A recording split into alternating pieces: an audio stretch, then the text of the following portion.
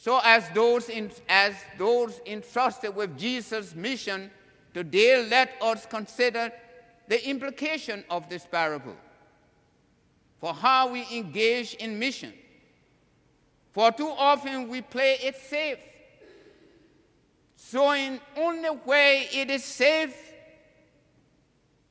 sowing only in places where we are confident it will be well received, and only that it shows prominence. Let us do things in order, and what's the other word? Decently and in order. The Presbyterian motto. That is not the gospel. This is not how the parable of Jesus Christ says. Trying to do things proper and in order fails, because we are not going to take risk if we do all of these things in proper way. We spend lots of time debating issues in terms of how and where, the simple things. Also, this parable speaks to the diversity of our religion. It speaks to the diversity of what we are.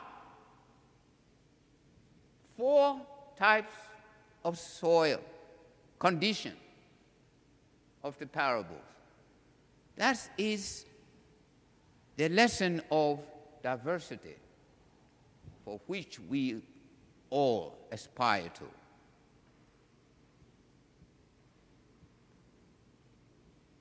So, my friends, if we want to do God's mission, we must be bold, we must be wasteful, we must be reckless. We must not be afraid, bold.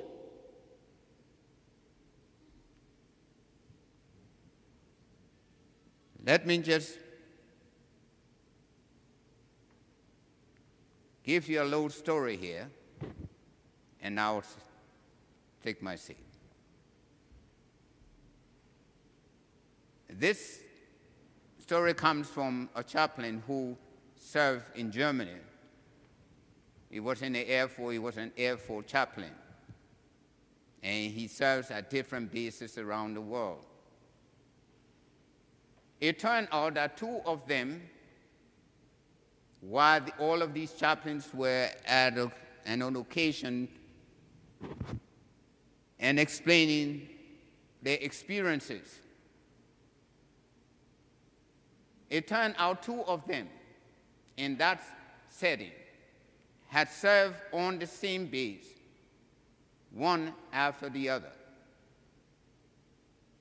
Naturally, they soon began to, did you know so-and-so? Did you see so-and-so? And among the names they knew in common, these 2 men was a couple.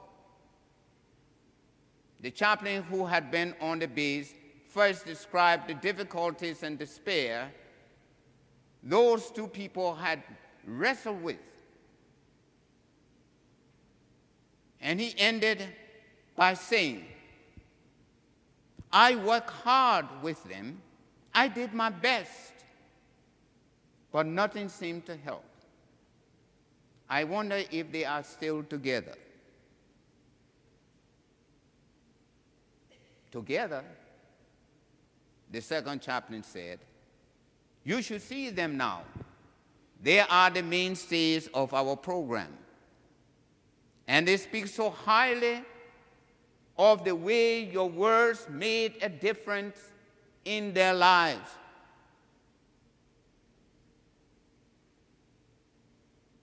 The chaplain was lucky. Most of the time, we never get to learn the results of our efforts. We try to express our faith to someone else, a school friend, a co-worker, an invalid, a relative. And then we move away, they take another job, or we lose track of them. And in some other way. But God knows how that timely word from you will bring results. A little thing that happened to me personally is when I completed high school, I went to work for this radio station and did a lot of things in evangelism. That's why I say I like the evangelistic kind of work. And throughout, I met a lot of young people, people my age. And when I came to the United States, I don't even recall that I wrote anybody, except few. But I got a call couple of months ago, this young man saying, "Oh, HT, do you remember me?" I said, "Who are you? What's your name?" He said, "My name is Lincoln Hill." I said, "A little familiar, but I'm not sure." He said, "Yes, you remember me. You should remember me. You did so and so. And when you came to the United States, you wrote me a very nice letter giving me advice if I came to this country what to expect. I have been to this country several times, and every time I came, I would try to look for you, and I couldn't find you. But somehow somebody gave me your number. And I want to thank you for the advice and so on." And I still today don't remember that I ever advised that young man. But that's what this parable is all about. So it is with our sharing the word about Jesus Christ. Our job is only to plant the seed. God can then use our efforts to bring forth results far beyond any we can imagine. That's what St. Paul was talking about when he wrote in the first letter to the Corinthians in chapter 3, verse 6, "I planted, another Christian watered, but God gave the increase." Paul saw his job like the sower. Plant the seed and trust the results to God.